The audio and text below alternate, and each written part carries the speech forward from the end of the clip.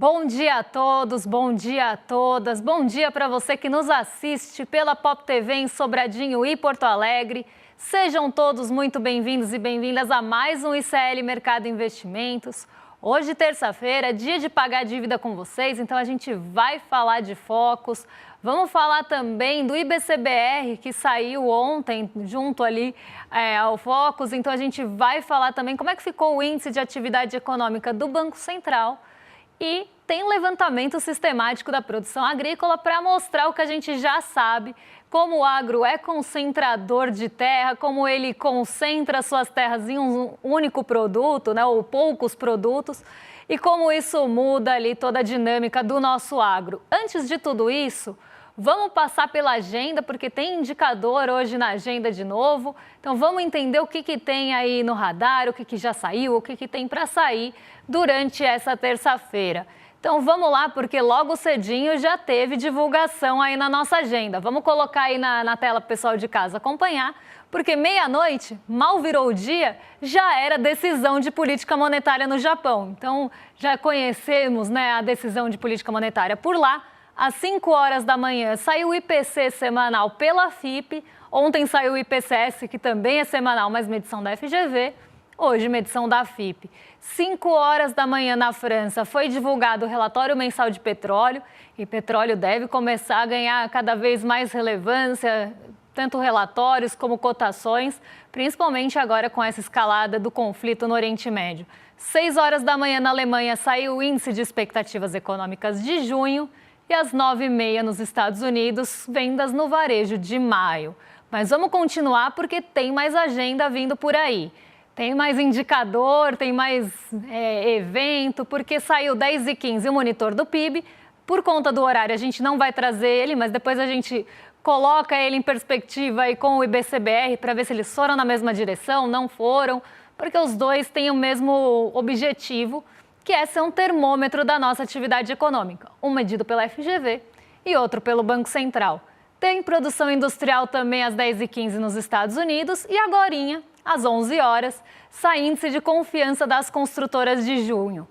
Como ontem, no Canadá, cúpula do G7 continua rolando ao longo do dia.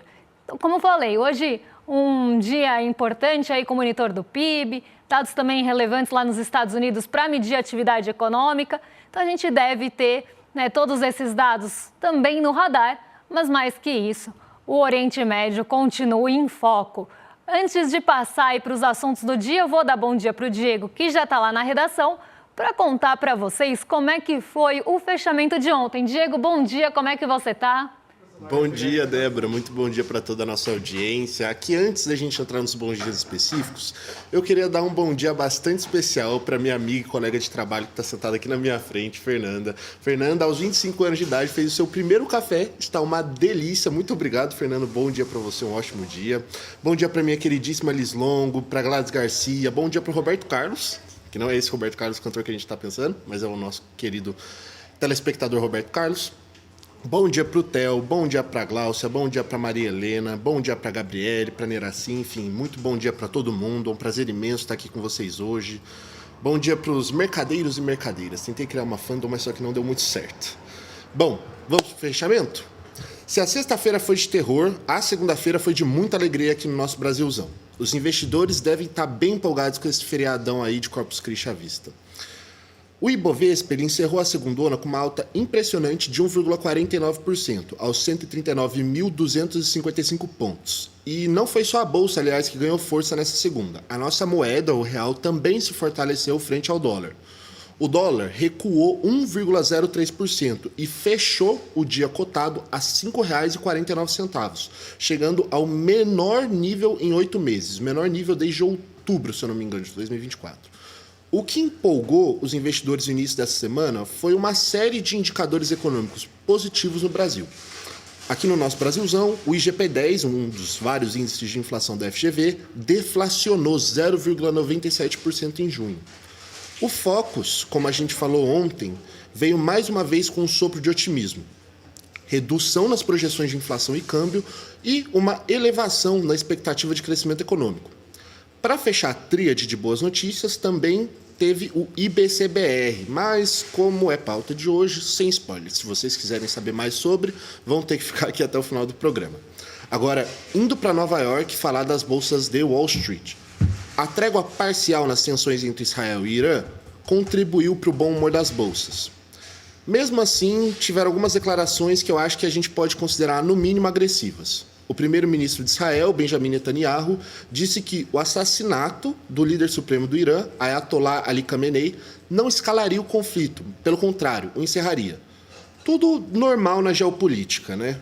Enfim. Com tudo isso no radar, o Dow Jones avançou 0,75%, o S&P 500 valorizou 0,94% e o Nasdaq se destacou e fechou com uma alta de 1,52%. Débora, antes de passar a bola, queria fazer uma pergunta aqui, que eu fiquei com essa curiosidade, talvez atenda aí os interesses também da audiência.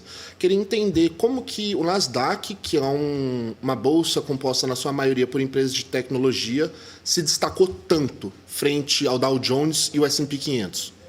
Bom, a explicação para isso é porque ela é uma bolsa de tecnologia, uma bolsa que vai ter empresas de menor capitalização ou que dependem mais de capital de terceiros.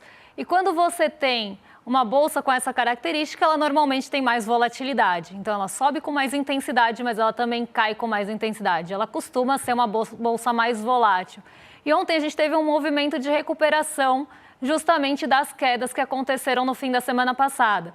Então, a Nasdaq, ela consegue, diante de um alívio, por exemplo, em rendimentos de títulos do governo dos Estados Unidos, ou diante de um alívio geral, que foi o sentimento que predominou ontem, mas por pouco tempo, porque hoje isso já está se invertendo novamente, já volta aí as incertezas e as tensões em relação aos conflitos e as tensões geopolíticas, então isso volta para o radar, na verdade nem saiu, porque foi muito breve, mas quando você tem qualquer alívio dessa natureza, a Nasdaq normalmente reage também com uma alta mais firme. E ontem foi o que a gente viu acontecer, uma recuperação e uma recuperação mais forte em bolsas mais voláteis. Todas subiram bastante, mas a gente tem alguns destaques, principalmente no setor aí que tem mais sensibilidade também a juros, que foi o que aconteceu aqui também, em certa forma, porque se a gente vê quem se destacou entre as ações que não são as de maior peso no índice, foram aquelas que têm mais sensibilidade a juros, que são mais cíclicas. Então, empresas que têm essa característica, quando você tem um alívio de algo que estava pressionando muito nos dias anteriores, elas tendem a dar saltos. E não à toa que essas empresas, principalmente aqui do nosso Brasil, que a gente tem todas negociadas ali na mesma bolsa, estão no mesmo índice, a gente vê que elas estão sempre entre as maiores altas e maiores quedas, E também são as que mais sofrem ataques especulativos, porque, como eu já falei várias vezes, a volatilidade acaba favorecendo movimentos de especulação. E ontem o que a gente teve aí de movimento mesmo puxando os índices, porque a gente teve uma série de divulgações importantes aqui no Brasil. Saiu o IBCBR, teve Focus otimista, uma série de dados que poderiam ter puxado a nossa bolsa para cima, mas eles acabaram em segundo plano, porque quem predominou mesmo o sentimento geral foi essa expectativa de uma trégua no Irã, entre Israel e Irã. Então, uma possível conversa do Irã com os Estados Unidos, alguma possibilidade de sentar para conversar em relação ali às questões nucleares. Então, isso acabou tomando o sentimento de uma forma geral. E esse otimismo, que foi contrário aí do que a gente viu na sexta-feira, puxou a bolsa para cima. Só que durou pouco, como eu falei, essas incertezas já voltam a rondar e agora a gente já tem todo esse sentimento de cautela voltando. Eu acho muito engraçado falar que o mercado tem sentimento, mas o sentimento de cautela entre os investidores voltou a predominar. Mas quem não ficou muito cauteloso, e eu já vou puxar o gancho para o nosso próximo assunto, foi o Focus, que teve... eu ia falar, gente, olha, esquece. O Focus teve sopro de otimismo, teve aí um dia mais positivo, uma semana mais positiva, o mercado continua otimista para os nossos indicadores macroeconômicos, então está na hora de conhecer as projeções do mercado financeiro, que apesar de tudo, a gente fala aqui, apesar de errar em 95% das vezes, a gente ainda traz isso. E por que a gente traz? Porque o Focus, querendo a gente ou não, acaba sendo base de várias projeções. Então, se você tem ali uma empresa que está buscando uma projeção de Selic, muitas vezes ele vai buscar na mediana do Focus. Quer saber quanto vai fechar o IPCA? Muitas vezes a base de comparação é a base de projeção do Focus. Empresas que não produzem suas próprias projeções usam o Focus. Então é importante a gente também saber o que está predominando no sentimento do mercado. Será que o mercado está mais otimista? Será que ele está mais pessimista? Até porque Focus é garota de recado e a gente não pode esquecer disso. Então vamos tentar entender que recado o mercado está tentando passar para a gente no Focus dessa semana, que não deu tempo de falar ontem. Então vamos lá, vamos conhecer as projeções, porque tem novidade aí, né? Vem o otimismo Eratur, porque o IPCA caiu bastante. Para quem lembra, mas para quem não lembra também vou contar, na semana passada o IPCA estava em 5,44. Então o mercado acreditava que o IPCA, o Índice de Preços ao Consumidor aqui oficial do Brasil, ia terminar o ano em 5,44. Nessa semana, a projeção já cai para 5,25, até refletindo a surpresa positiva do próprio IPCA e de outros indicadores de inflação que vieram abaixo das projeções do mercado. Então, diante disso, eles já ajustaram um pouquinho a sua projeção para o IPCA desse ano, que começou o ano lá em cima, para quem lembra também. Então, a gente vê toda essa redução, essa revisão para baixo do IPCA. E para quem lembra também, no ano passado, no fim do ano passado, o que eles estavam culpando a alta do IPCA? Era o PIB. Né? Então, o mercado estava culpando o PIB, o crescimento do país, um país muito aquecido, e que esse crescimento ia gerar inflação. Mas olha que coisa interessante, parece que mudou de figura, porque o mercado agora está projetando um PIB para cima nesse ano e um IPCA para baixo. Então, aquela historinha parou de colar. Então, eles precisam contar outra história. E agora, a revisão do PIB para cima, até pelas surpresas também recentes, isso nem está pegando a surpresa do IBCBR ou do monitor do PIB, que acabaram de sair. O Focus é coletado até sexta-feira passada. Então, aqui a gente só tem as notícias anteriores de pesquisas e que nem vieram tão assim acima. Mas isso tem muito a ver do que a gente vai falar daqui a pouquinho do levantamento sistemático da produção agrícola, que também tem a ver com o IBCBR. Então, o PIB é jogado para cima aí, então vai para 2,20, para quem lembra, estava lá no fim do ano passado em 1,70. Então, o mercado vem ajustando também as suas projeções para o crescimento e o dólar também arrefeceu. E o dólar arrefecendo, né, você projetando um dólar um pouco mais baixo, isso também ajuda a controlar a inflação. Agora, quem não se mexeu no Focus e não se mexe há muito tempo é a Selic. E isso traz também ali uma perspectiva de que o mercado financeiro está aceitando, até certo ponto, a Selic em 14,75, que é o patamar atual e é o patamar do Focus. Só que quando a gente começa a olhar isso, é assunto para amanhã, eu nem vou adiantar tanto, mas quando a gente começa a olhar projeções para o Copom, que acontece essa semana, a gente começa a ver já uma parte importante do mercado projetando alta no Copom, alta na taxa Selic, então que vai ter decisão de alta. Isso ainda não está capturado no Focus, mas pode começar a aparecer. Então, parte do mercado projeta alta de 0,25 ponto percentual e parte projeta manutenção. E isso deve ficar ali, né, no radar do Focus. Não aparece porque Focus mostra a mediana, só que a gente tem que entender que tem valores acima da mediana. Para o ano que vem, sem muitas novidades, até porque ano que vem está muito longe, tem muito tempo para o mercado errar e ajustar suas projeções. Então, aqui o que a gente vê? Né? Um recado de que o mercado está achando que a inflação vai ficar um pouco mais controlada e mais equilibrada, mas sem trégua na Selic. Então, eles continuam jogando ali uma projeção de Selic para cima, acreditando que isso vai conter a atividade econômica, apesar dessa alta de 2,20 que vem aí de muitos incentivos também, FGTS, Minha Casa Minha Vida. Isso vai trazer um sopro para o crescimento, mas ainda vai ficar restritiva a Selic, tentando segurar esse crescimento. Né? Parece que é um controle ali que precisa ser feito, mas isso também é assunto para daqui a pouquinho, porque agora eu quero saber quais eram as projeções do mercado, não para os indicadores macroeconômicos, na verdade não, estou passando o carro na frente dos bois. Eu quero saber como é que era a projeção, o que estavam esperando, como é que foi essa safra recorde, porque tem safra recorde aí no LSPA, né? LSPA é o nome que a gente dá, Levantamento Sistemático da Produção Agrícola, é muito grande. Então, Diego, conta pra gente, a gente teve recorde, né? Foi um mês bom aí nas estimativas para o agro? Pois é, Débora, na verdade, antes de te contar isso, eu preciso pedir um pedido de desculpas aqui para você e para a audiência, porque eu falei que a gente tinha conversado ontem sobre o Focus, quando na verdade a gente acabou de falar sobre isso. Desculpa, minha cabeça está meio caótica, acho que eu também acabei me empolgando demais com o feriado. Mas hoje trouxemos outro dado do nosso queridíssimo IBGE, o Instituto Brasileiro de Geografia e Estatística. Ele foi divulgado no dia 12 de junho, quinta-feira passada. Como você já disse, o LSPA, o Levantamento Sistemático da Produção Agrícola, e que, na verdade, esse dado ele vem da Conab, a Companhia Nacional de Abastecimento. Mas quem divulga e fornece os dados é o IBGE, onde a gente busca, é no CIDRA IBGE. Aliás, esses dados estão abertos ao público, caso vocês tenham interesse, vocês podem ir atrás dele também. De qualquer forma, trata-se de uma pesquisa mensal referente à agricultura e agropecuária no país. E nesse mês de abril, parece que o Brasil pode sim quebrar mais um recorde na produção de grãos. Caso a previsão se confirme, o país vai colher 336 milhões de toneladas na safra de 2024 para 2025, com um salto de 13% em relação à safra anterior, quase 39 milhões de toneladas a mais. O clima, lavouras mais produtivas e um número maior da área plantada devem contribuir para o recorde. São mais de 81 milhões de hectares cultivados e uma produtividade que chega a incríveis 4 toneladas por hectare. Débora, conta mais pra gente, como é que tá essa produção da área plantada, como é que é a divisão da nossa terra aqui no Brasil?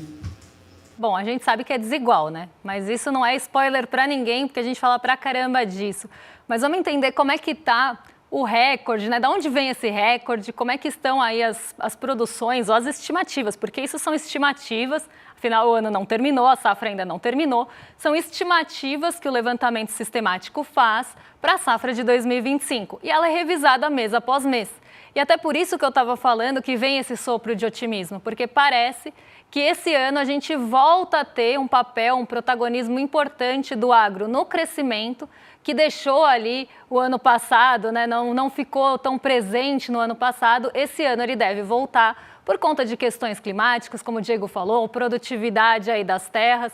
Então isso deve aparecer com frequência na composição do nosso PIB, o que, de certa forma, a gente sabe que não é motivo tanto para comemorar, já que agro é muito concentrador de renda, não tem capilaridade no PIB, então o que cresce ali no agro pouco chega às pessoas, mas a gente precisa falar, né, desse crescimento, dessa safra recorde projetada e estimada agora para o ano de 2025. Então vamos ver como é que estão os produtos, né? Quem que deve puxar essa safra aí nesse ano de 2025. Aqui está em milhões de toneladas, tá? Até porque senão o número ia ficar muito grande.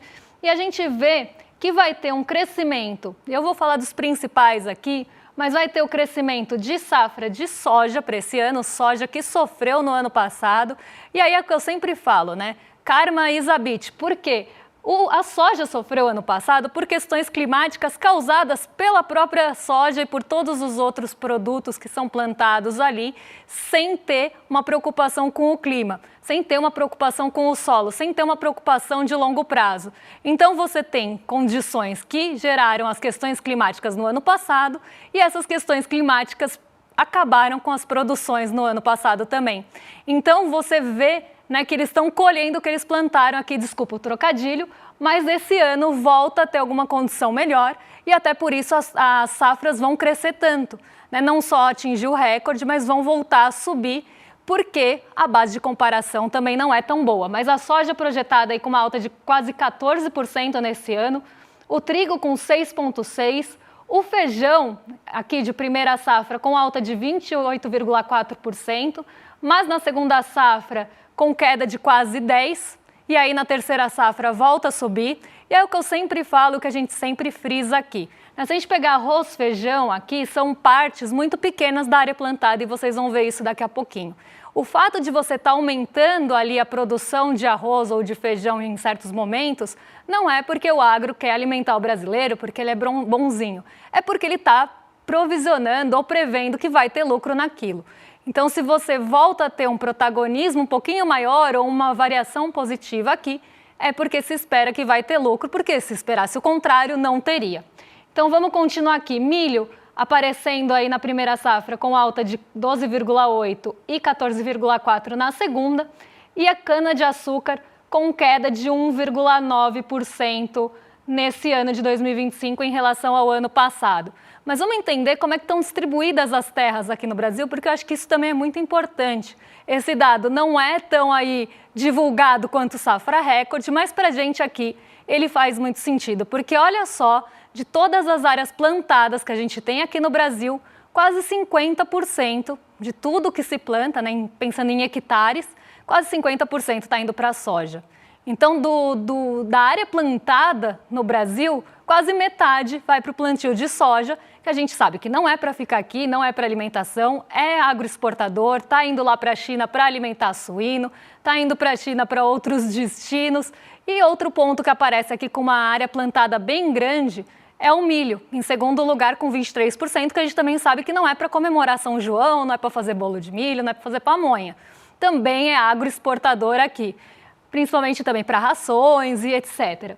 O trigo com 2,62, o trigo até diminuiu aí, né? Perdeu um pouco a participação, inclusive no plantio, na sua produção, mas ainda continua aparecendo aqui. Então, se a gente somar todos esses itens e a cana-de-açúcar ali com quase 10, e o café, de certa forma, porque não é para a gente beber também, né? É para exportar, a gente tem boa parte da nossa produção sendo mandada para fora. O que sobra aqui para alimentar o brasileiro? Outros, 9,45, mas aí tem de tudo, né? Tem de sorgo a leguminosas.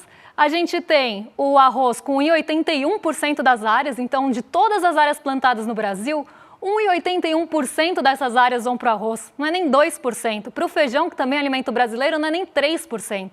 Se somar os dois, aí dá quase 5% chorando. Então aqui a gente vê que a gente tem uma área plantada e um plantio voltado realmente para o agroexportador.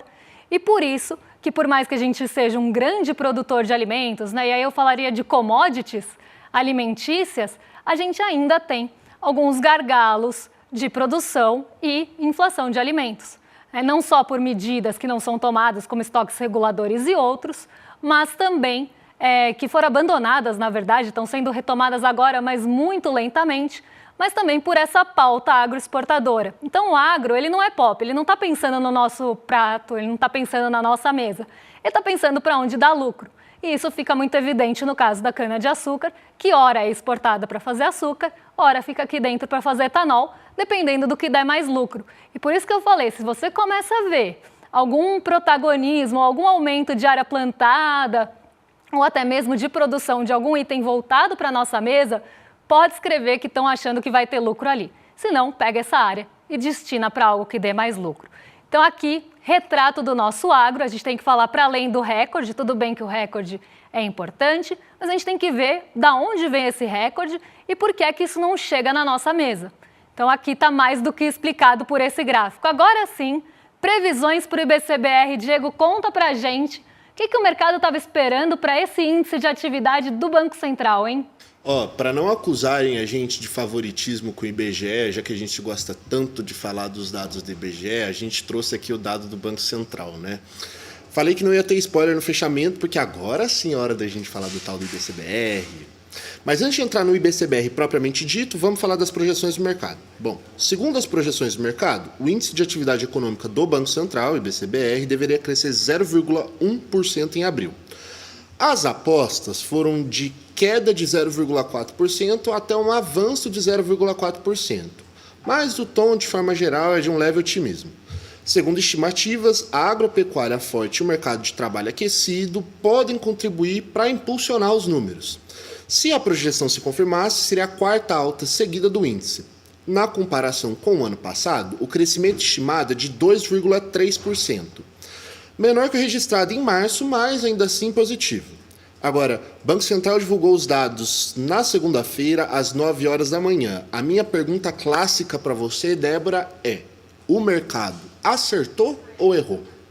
O mercado errou, mas ele ficou perto, porque a média estava perto do 0,1 e, na verdade, o crescimento, né, o IBCBR mostrou um crescimento de 0,16. Até em alguns dados do Banco Central está arredondado para 0,2, mas é por conta de arredondamento mesmo, porque o que subiu foi 0,16 aí, perto mais da mediana do que da média, né, que estava em 0,13. Então, chegou mais perto, mas ainda assim não cravou.